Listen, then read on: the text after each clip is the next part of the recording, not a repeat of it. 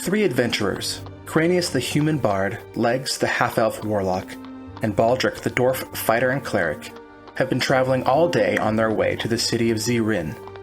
It is Midsummer, and the long day of travel in the sun has left them weary.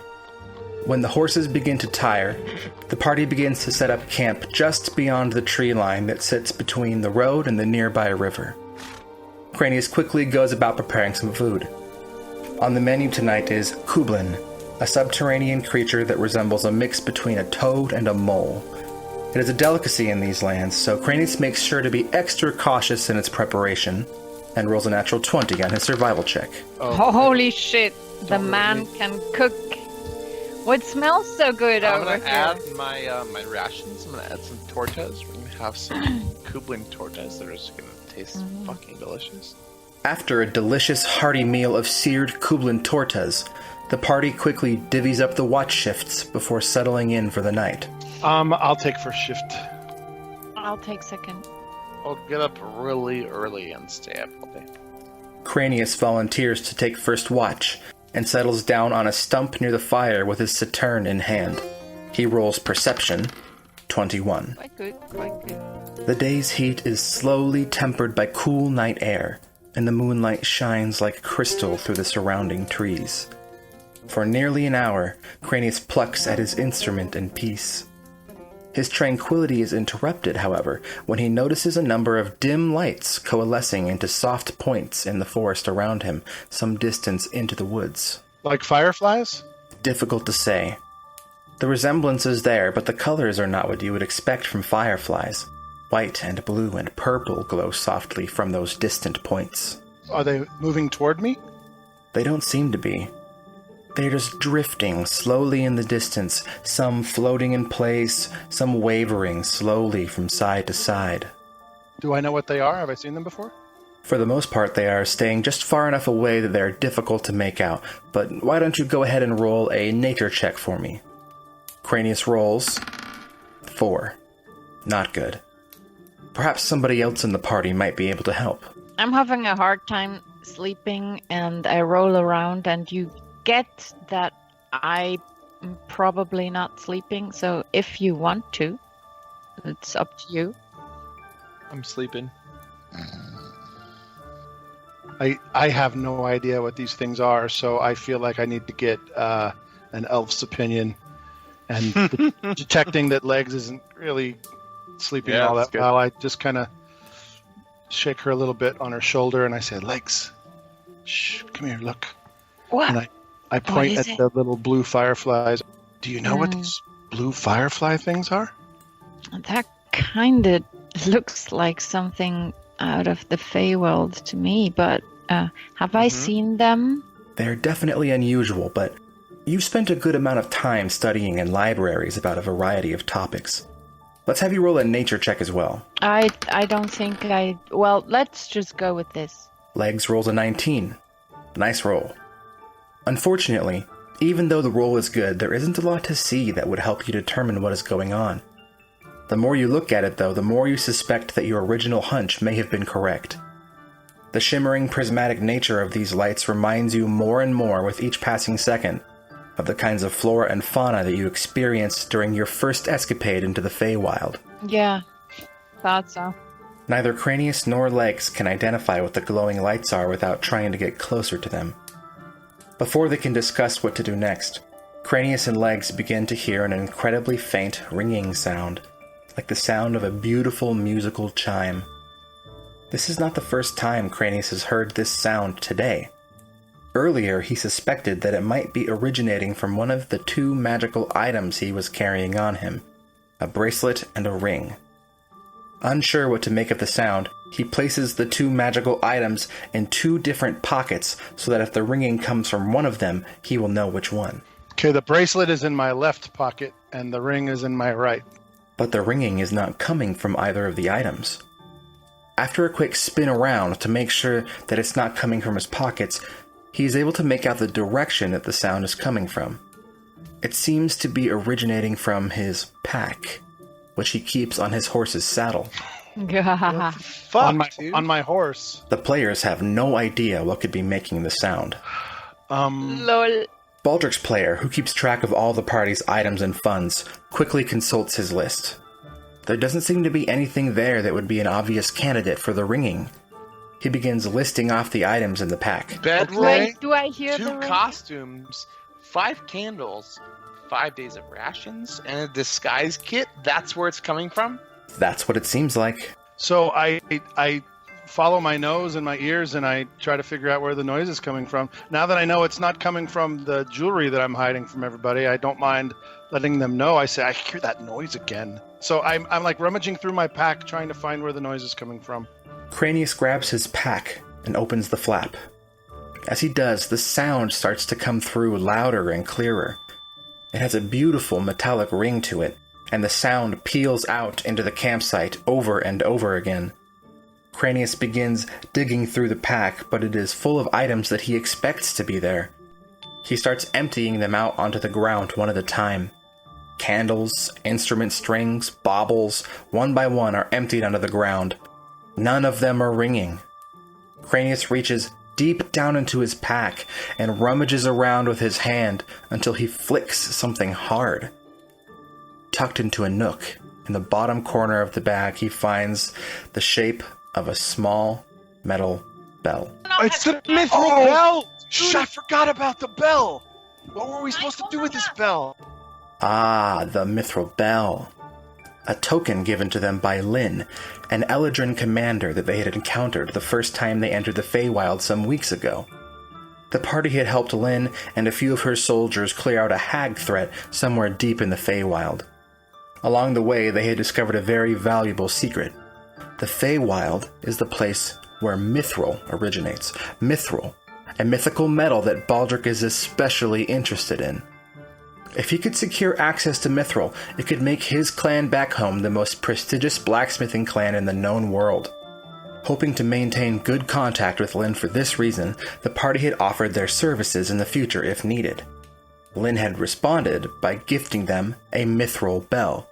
She had said something about the bell, but the party had since forgotten about the bell completely. The bell was a connection to the Feywild, and we could ring it and go back and forth. No, I'm sorry. They would ring it, and it would call us to them. That's what it was. The realization was a little overwhelming for some. Shit. And what are we supposed to do? I can't remember. Oh, the bell! Holy, I totally forgot about that. Are we being summoned? I'm Baldric, guessing. Baldric! The bell is ringing. I can't remember what it means. We're Lyn said that the bell will ring when she tries to contact us. And what do we do? I have no idea how we get back to there. I mean, the only time we've ever headed to Feywild was back in... As the party speculates, the lights begin to glow brighter. Although it is now nighttime, the area around the campsite radiates with the light emanating from these floating points. Suddenly, the lights begin to move. Slow at first, then faster, as they are drawn towards one central point some distance away from the campsite to the west, towards the river.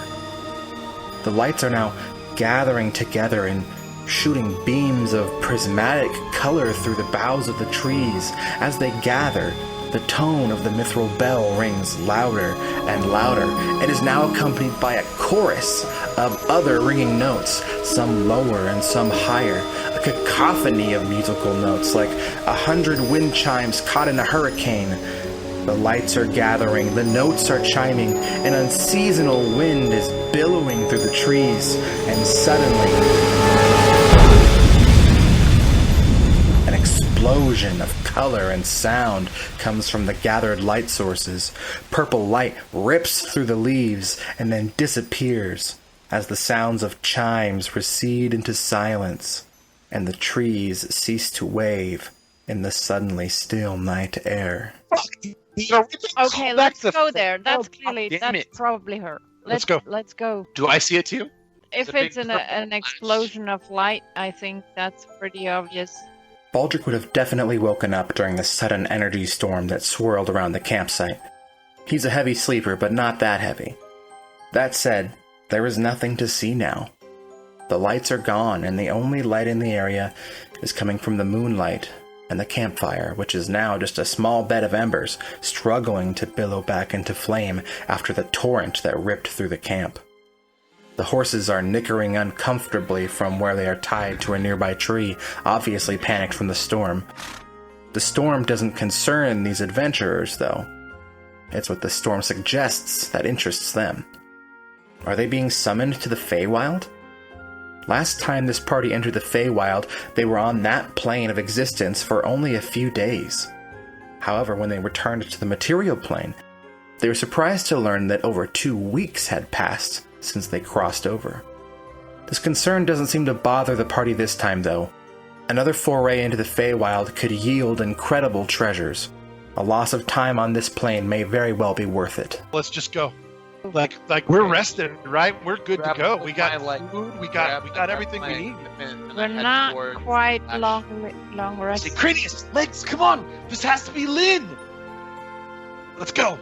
The party starts to walk in the direction of the recent explosion, but don't make it very far before they hear a sound in the woods. It is the sound of coughing and the grumbling of a gruff old man. Baldric's player can hardly believe what he is hearing. What is happening? Suddenly, the man's voice calls out from the darkness of the woods. Hello? Hello? We're here. Where do we go? Cranius calls out to the stranger. The party can just now make out the faint profile of a man silhouetted by the moonlight, slowly approaching the campsite. Greetings, travelers! Stay where you are, please. I am approaching your campsite now, but I come as a friend. Please do not be alarmed. I am indeed armed, but I am not dangerous to you. We're armed too, and we are dangerous. I stand on the opposite side of the campfire from the sound. Although the party maintains their composure, the players can hardly contain their excitement. This is so exciting. Seriously, dude, what the fuck is happening? Baldric, Legs, and Cranius watch as an armored figure steps out from the darkness and into the low light of the campfire. Baldric notices that the man is donned in some of the most beautiful plate mail he has ever seen. It shines from pointed toe to rounded shoulder pad with a steel blue metallic sheen that reminds him of both the mithril bell and the set of mithril chain armor that Baldric has been wearing since he was gifted it during their first trip into the Feywild. Plate armor is incredibly unwieldy and uncomfortable, but this man walks with a quiet grace that is unusual for such a heavy suit. Protruding up over his shoulder is a beautifully filigreed golden hilt of one of the most beautiful longswords Baldric has ever seen. Its horned crossguard has a large ruby set in the center, clearly the work of a master smith and jeweler. Is it an elf or a human? Legs asks. Baldric wants to know too. Baldric rolls with advantage on the nature check he is asked to make. It doesn't go well. Oh my Wow! God. Are you Awesome. fucking kidding me? Yeah, Two natural ones? you're Two still asleep. You I never rolled woke two up. Zeros. I rolled 2 fucking zeros. Holy shit! 2 zeros. That's pretty, yeah. Maybe things will go better with Legs. What nature check? Legs rolls a 22. Much better. As the stranger steps closer to the fire, the party starts to make out his facial features. He is clearly human, tall and strong-looking, though it's unclear how old he is. A cursory glance suggests perhaps mid-40s, but it's difficult to tell for sure. He has short gray hair cut in a style reminiscent of a haircut that soldiers maintain for comfort within a helmet. He has a salt and pepper beard that covers his jaw and lips, also cut short. His face is worn with a few signs of wrinkles, and a pair of bright blue eyes peer out from under his dark brow. With Legs' high roll, she is also able to make out that from a certain angle, those bright blue eyes also seem to emanate a slight purple sparkle, infused within the blue of the iris. Cranius steps forward to speak to the man. So I walk toward him and I reach out my hand and I say, "What's your name, my friend? We assume you're from the Feywild." The man extends his hand to Cranius and meets him with a firm and hearty handshake and a warm smile before addressing the entire party. Greetings, Cranius. Of course. Allow me to introduce myself. My name is Sir Roland of the Summer Court. He turns to Legs and gives a formal bow before finally turning to Baldric and placing a fist to his chest in an honorary dwarven salute. You must be Legs, and you must be Baldric. It is an honor to meet you. I hold the title of the Summer Knight, and it is my duty to act as a liaison between the material plane and the Feywild for all matters regarding Her Excellency, the Queen. I call out the Winter Queen or the Summer Queen. Sir Roland seems surprised at the question. I serve Titania, the Summer Queen, of course. I am told that you helped one of her commanders purge a hag problem from the Queen's lands. That mithril bell you hold, Cranius, is a symbol that you are indeed a friend to the Queen, and it has allowed me to locate you and bring you this news. I have been instructed by Her Excellency the Queen to seek you three out and thank you personally for your recent service in her name. I totally forgot about the bell, dude. Her Excellency the Queen would like to make sure that you are rewarded for your acts of bravery. There are very few beings from the material plane that ever experience the Feywild, and fewer still who receive such a reward. He stops for a moment and smiles at the party. Without any further ado, it is my great pleasure to inform you that Her Excellency, Queen Titania of the Summer Court, formally invites you to attend this year's Midsummer Night's Festival. Yes! Oh, Yes! Fuck yeah, dude! yes! Seeing the party's excitement, Sir Roland chuckles. You honor Her Excellency the Queen with your response. At this, Baldric has a realization. The Queen has invited us herself? We've never met the Queen. How does she know us? You are correct, says Sir Roland. Very few beings from the material plane ever do. This invitation is simply a recognition for a service that you provided in her name. It is likely that she was informed of your deeds when you helped one of her commanders when you last entered the Feywild, and she felt a more formal gesture of her thanks was required. She does not have the time or means to thank all of her servants personally, so she hopes that an invitation of this manner will demonstrate how much your services are appreciated. Do I take it that the three of you accept her invitation? Yes. Wonderful. Now, as the Summer Knight, it is my duty to make sure that the three of you are informed how best to keep safe during your time in the Feywild, so that your time at the Midsummer Night's Festival is as enjoyable as possible. The most important rule to remember is to not reveal your true name to anyone or anything in the Feywild, especially if it asks you specifically. If someone or something starts asking you about your name, I suggest that you disengage as quickly as possible. Your name, your true name, has a power in the Feywild that it doesn't have in the material plane. Granting someone your true name can give them control over you in ways that you do not want. Just be careful, for your own safety. Yes, the party is well aware of the nature of names in the Feywild. The last time that they entered the Feywild, they were prompted by an adorable talking toadstool to reveal their full names before they were granted entrance through the portal. It wasn't until they finally crossed into the Feywild that the party realized that they had basically handed over some kind of power they did not understand to the Fey forces on the other side. Legs starts telling Sir Roland that they may have already broken the most important rule. Yeah, that's kind of too late for that. I beg your pardon? It's too late for that. When we worked for Lynn... Legs, you don't know shit, Legs. That's her name, your full name. All you know is Legs. Don't tell anyone anything else but Legs. Right. That's Yeah, it. but Lynn already... No, Lynn she already- doesn't. Legs is your name.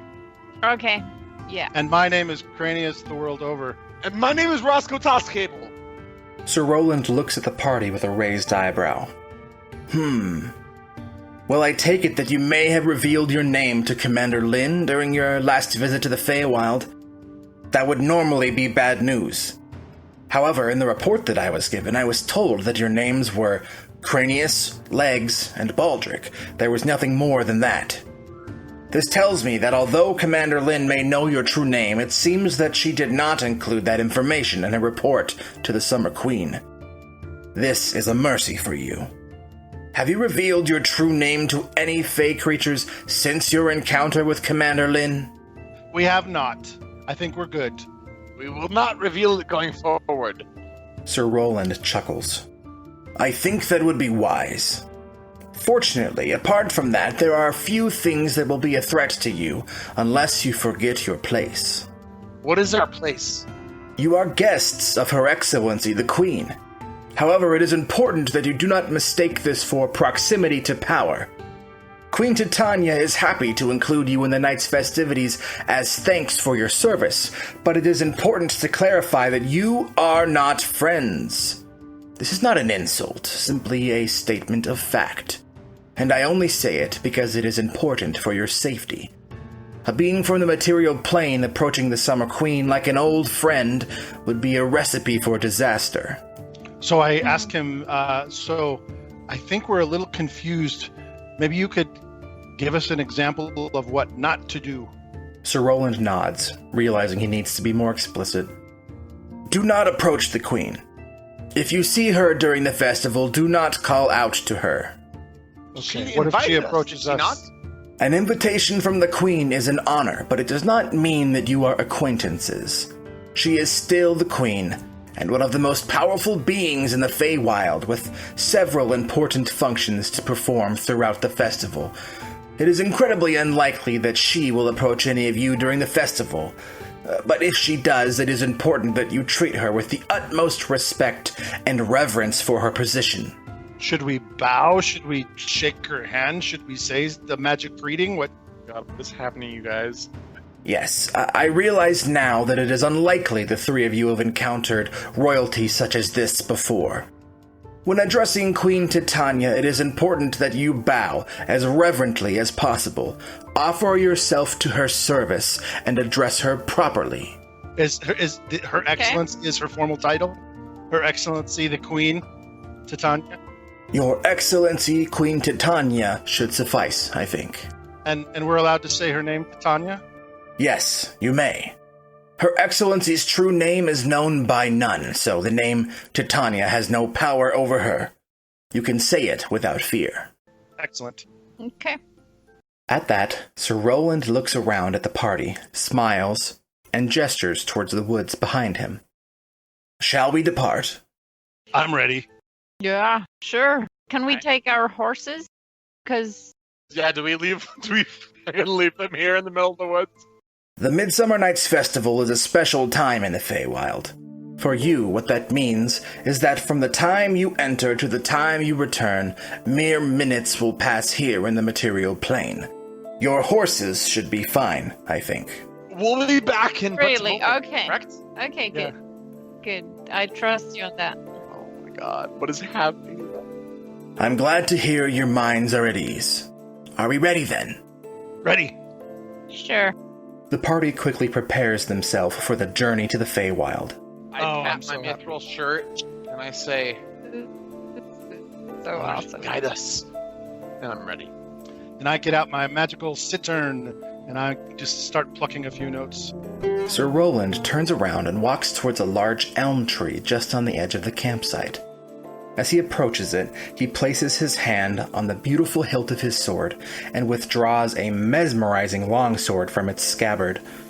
The blade gives off the sheen of mithril, and a dull purple energy seems to be pulsing from its edge. He takes the sword in two hands and stands in front of the tree for a moment, before drawing the sword back and plunging it deep into the base of the tree up to the crossguard. What is happening? He takes a moment to situate himself before pulling the sword vertically up the tree as if he's gutting a fish. As he raises the sword, a deep, resonant, ripping sound emanates from the tree, and the party sees that a thin, purple-white seam has been torn into the trunk of the tree. At about head level, Sir Roland pulls the sword from the tree and returns it to his scabbard. He then places both of his hands into the seam in the tree and begins to pull it apart left and right, groaning and grunting with the strain. The seam slowly widens more and more until it resembles an uneven, pulsing purple door. Once it is large enough for him, Sir Roland looks over his shoulder and gestures for the party to follow, before stepping into the tree and vanishing from sight. I'm very eager, and I'm the first one to step in. Okay, I'll go next. I'm the most hesitant. I stand there and I glance around and I look at Millie. And Millie looks back at me and goes, and I go, Millie, what the fuck? And I glance back at the tree and the tree starts going. And I grab my shield over my hand and I dive into a rolling somersault right before it closes. And I dive in. go. That Okay. was perfect! What the fuck just happened? That was what awesome. just happened? That was really awesome. Thank you. What just happened, dude? We just got summoned to a major party in the Feywild with Your bell, dude, the mithril bell, it rang. You know what? I tried to review all of our inventory before we left town, and nobody mentioned the bell. Is the mithril bell in the inventory? It wasn't. I had noticed a few sessions ago that Baldric's player, who usually keeps track of the inventory, had forgotten to list the mithril bell in the shared spreadsheet where he tracks everything. I decided not to mention it. It made sense that if the player forgot about it, the characters might have forgotten too, so I let them wonder until the final reveal. Oh man, you were sitting on that the whole time. Where's the bell? Okay, I'm gonna add it then. What just happened, dude? The next session is going to be awesome. That's what happened. Hey there, murder birds, it's Crobador. So this story uses recorded audio from a D&D game that I play with my family every week. This particular session took place 8 months into our campaign, so unfortunately for you, there are over 20 sessions worth of background context that you don't have leading up to the events of this video. So, if you're interested in better understanding what's going on in this video, I have included some helpful context in the description below. Thank you very much for listening, and until next time, Ka.